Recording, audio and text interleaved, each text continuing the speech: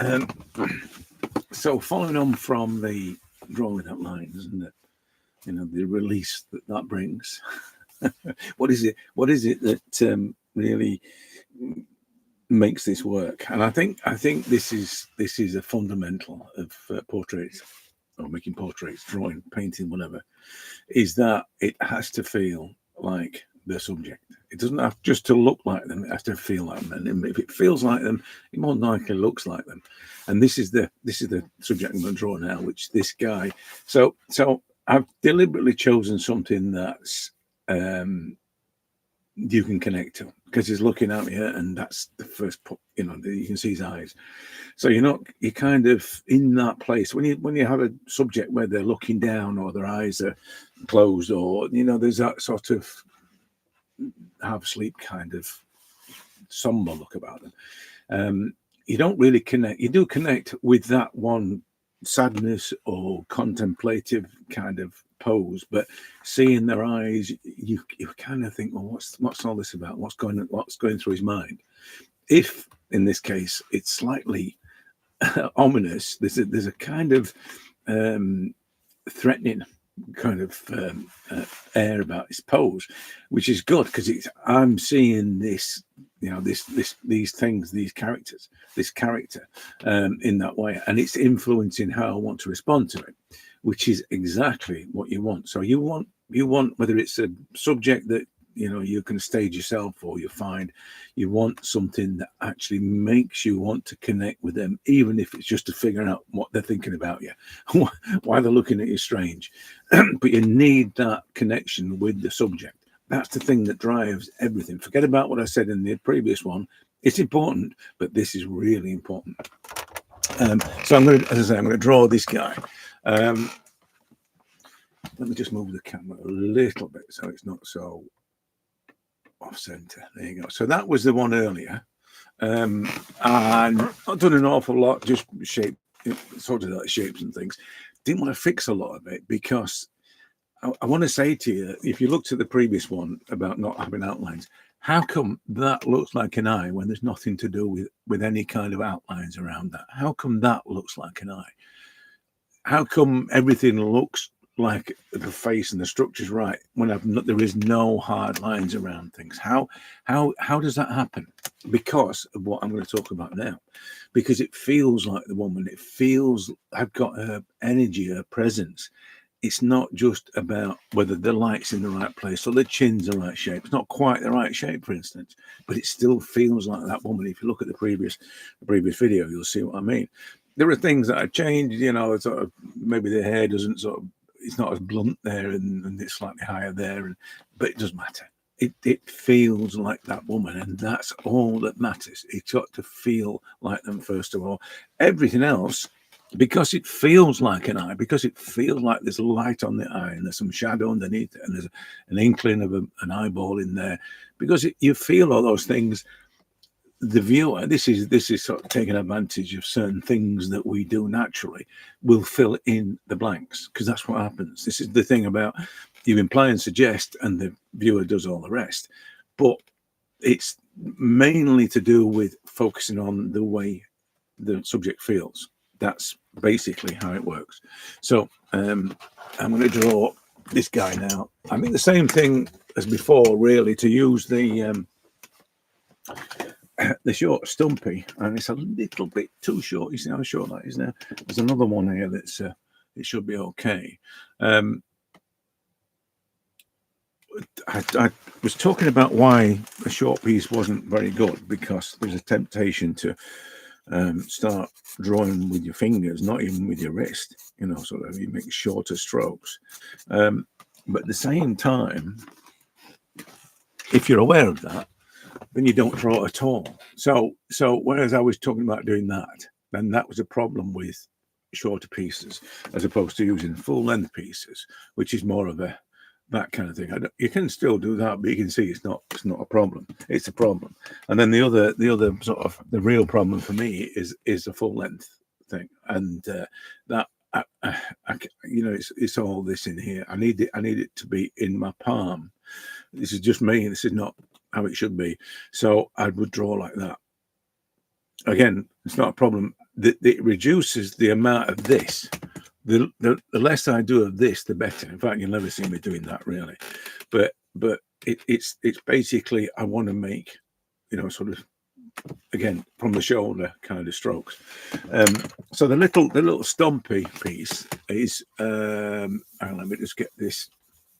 Now, one of the things I would say about this is that because I've got a certain response to this. This is this sort of aggressive, violent, challenging kind of feel about it. Because I've got that, I'm feeling that from it. The marks, as you can see, are quite aggressive. And that's as I said, because of the way I feel about it.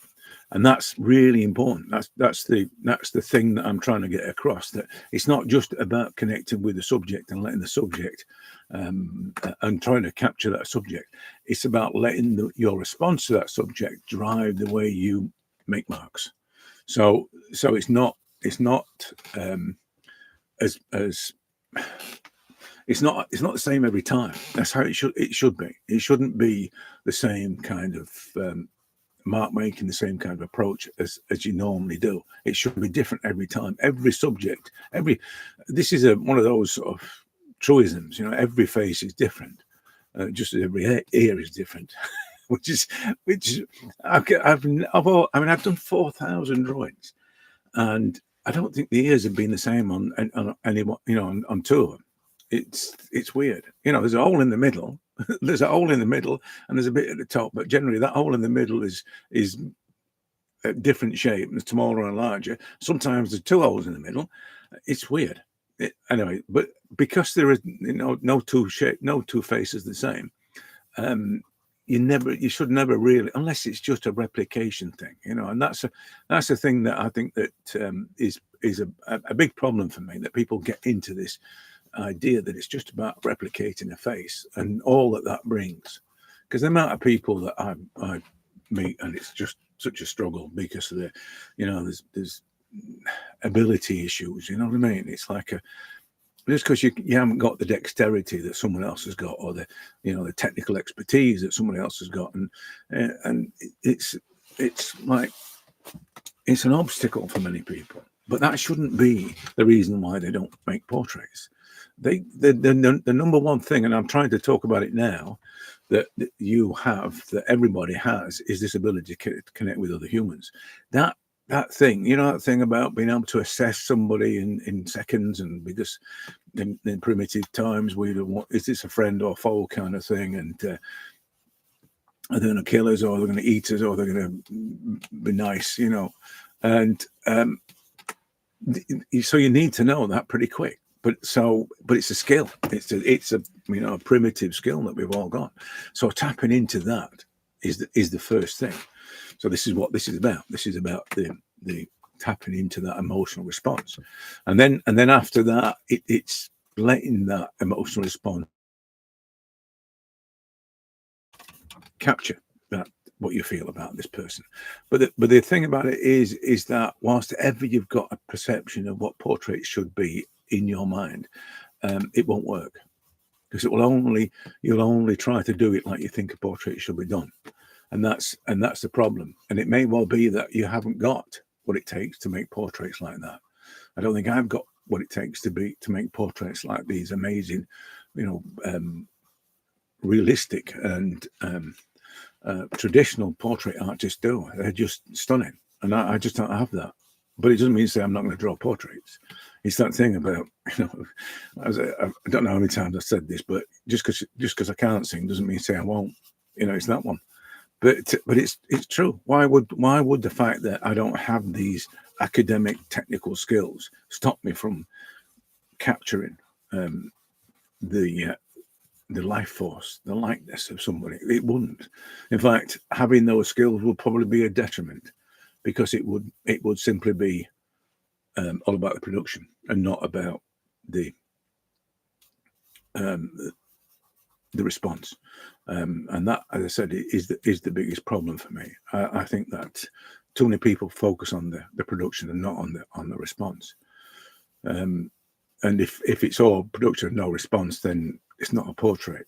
It's just a photocopy of somebody's face.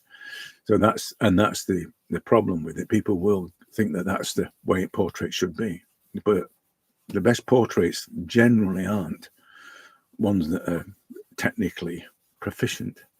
They're just those sort of things are for boardrooms. They're not really for, you know, they're not really about capturing life.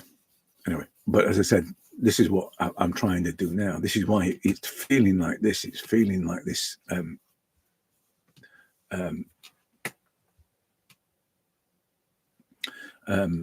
dark and ominous. It's the only word I can think of. Is just the guy's a bit threatening. I haven't quite got his eyes to be as threatening as they are, as I feel they are, but it's not at that stage yet. I'm still, if you saw the other one about the lines, I'm still at the point of trying to find the shapes, and I'm not at the moment too worried about the exactness of things. But what's going to happen is in this process of me trying to find the essence, the feel of it, I'm going to make marks that I didn't intend to make. And as I said in the previous one, you've got to really be alive to that happening. If that's happening, you want to be embracing that, because it's one thing that it sort of sets good portraits apart from bad portraits. Is when the marks are pure and uncontrived and not deliberate. You know, those spontaneous marks everybody seeks. Everybody wants those marks, those moments of pure creativity. The people want that. It happens more often than not when you're in the sort of scribbling state, if you like, if you want to call it that. It's not really a scribbling state, but it just means that it's not described technically, which is good. But at this point, when you're doing that is when you're responding to the subject rather than trying to meticulously replicate. It's always about replication. It's always about response, not replication. That's what I'm trying to get to. Anyway, so I just have to check the alignments of things. A lot of the side of the side of the face there is probably going to be implied, right? Because it's already doing it. You see, one of the things about the implication suggestion thing is that you need to make sure that you imply with accuracy. Because if the viewer is going to complete the picture, they need to do it in an accurate way. So if you imply that there's the side of the face is doing something, make sure that it is accurate. You know, the trajectory is right. Basically, that's what I'm trying to get to. But at the moment, I'm not really talking about that. I'm more interested in this, the feeling thing.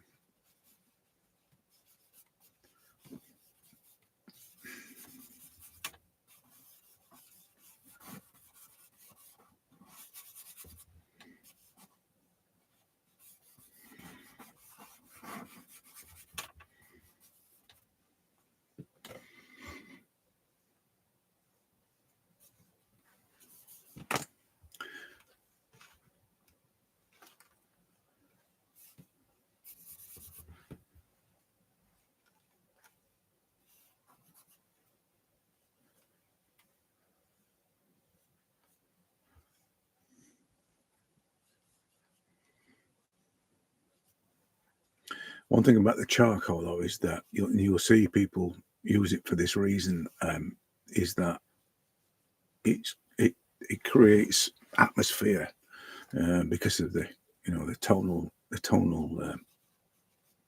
capabilities of it. It creates a sense of atmosphere easily without any need to create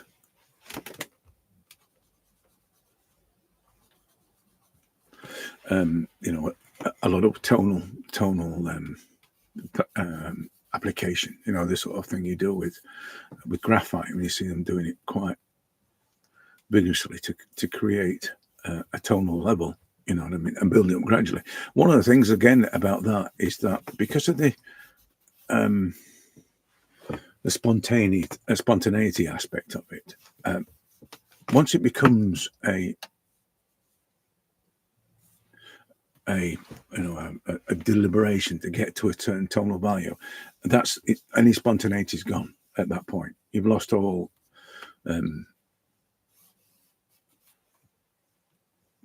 freedom, looseness, whatever you want to call the marks. You've lost all that as soon as you spend time building up tones. You've got to re-engage after you've done that, and it's really hard to. This is the thing about drawing all in one sitting. I mean, I'm always trying to finish it in one go.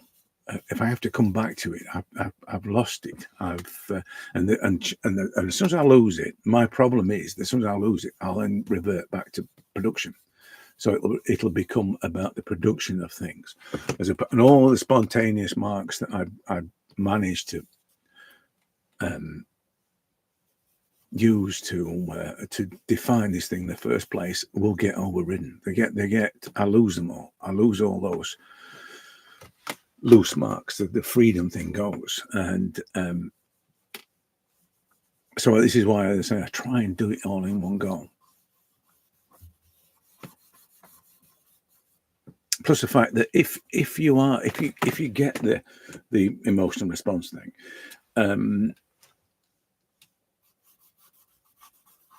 you will only. This is another reason why I don't draw things twice. I mean, I don't draw things twice because it was the easiest way to learn to draw.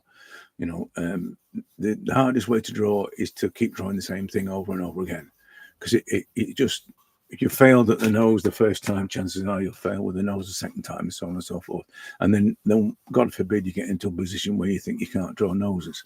So by not drawing the same thing twice, it just meant that I didn't have that as an obstacle. I never got to the point where I can't draw noses. I just simply learnt and moved on. That's all I did. But the problem with the connection thing, if you connect once to something, your connection to that subject the second time won't be the same. It's the back to the. I don't want to sound like some kind of pretend pseudo psychiatrist thing, but basically, once you've assessed somebody, their mood, their whatever, once you've assessed them, you won't do it again because you know them, don't you? And this is, it's probably more true of my missus than it is of anybody else. But once she's met somebody, she knows all she needs to know about them, and her mind will never be changed. Even though it may turn out to be a very nice person, but in the first instance, if she thought this person wasn't a nice person, then it will always be so. And that's the problem. So I would say that and I think it's true. I think it's true that you would probably make an assessment of somebody the first time you met them, and which is why I don't like to draw the same thing twice, because I'd like to think I've caught that essence the first time round. And this is the thing about sort of drawing and painting. So if I draw something in order to paint it, then what is it that I'm doing when I'm painting? I'm just doing the production stuff, and I'm not interested in that. So it's a dilemma, and it's a contradiction at the same time, because that's exactly what people do. They do initial drawings of somebody and then ultimately paint them or draw them, and that's how it works. But it doesn't work for me. So I have to have this first response thing.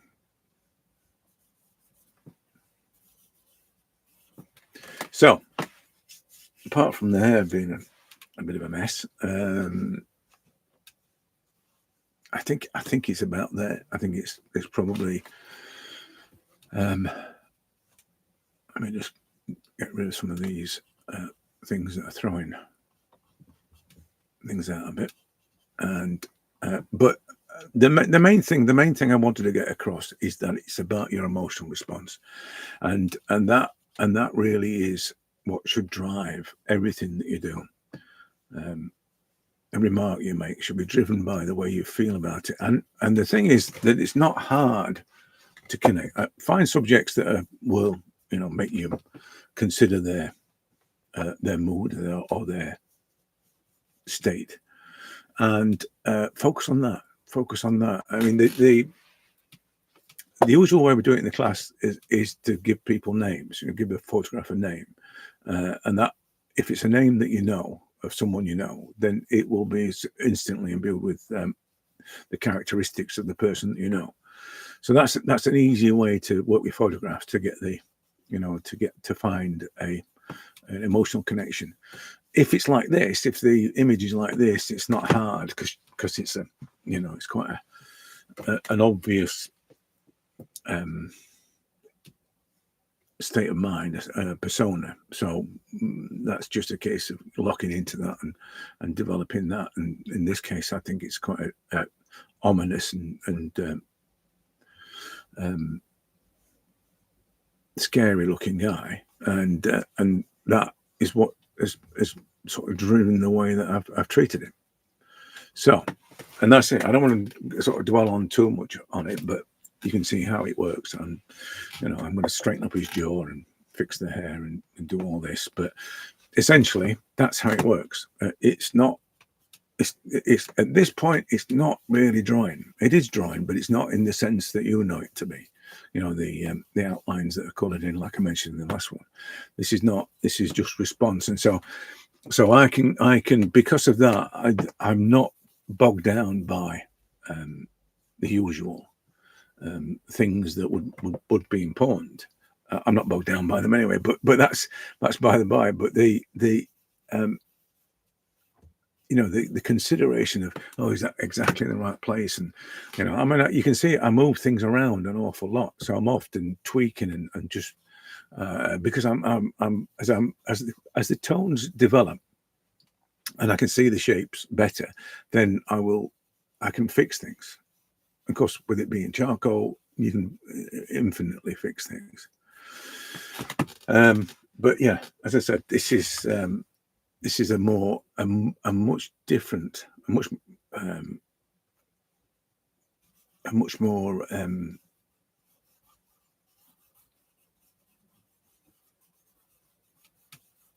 connected, and it's also like quite a forgiving way of working, because this is not you're not sort of tied to your skills. You're not limited by your skills, because that's often the problem. People would say to me, "Oh, I can never do that," and then, but that's the right answer. When people say that to you, and people say that to me, I often say, "Well, that's the right thing to say." Because why would you want to do it like this? Why would you want to do what I do? I want you to do it the way you want to do it. I want you to basically connect with this individual and respond in your own way to this individual. That's what I want, and that's how it should be. That's what all artists would want. For everyone to actually have a different response. This is what I was saying about the every face is different thing. Anyway, I'm not going to bang on too much about this. I just wanted to get across the most important thing is to capture the essence of it, the life force. And you can see as the eyes start to become more menacing, then it's then starting to feel a lot more like the guy in the image.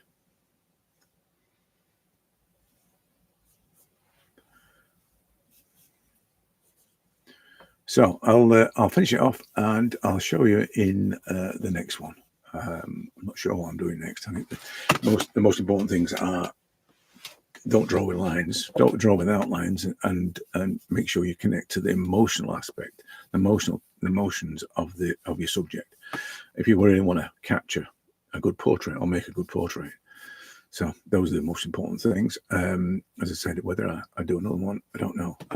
If I do one, it'll just be for fun. I'm just gonna draw something for fun. And there's a novelty. Actually, that's the only reason I do it anyway. So I'll catch you then.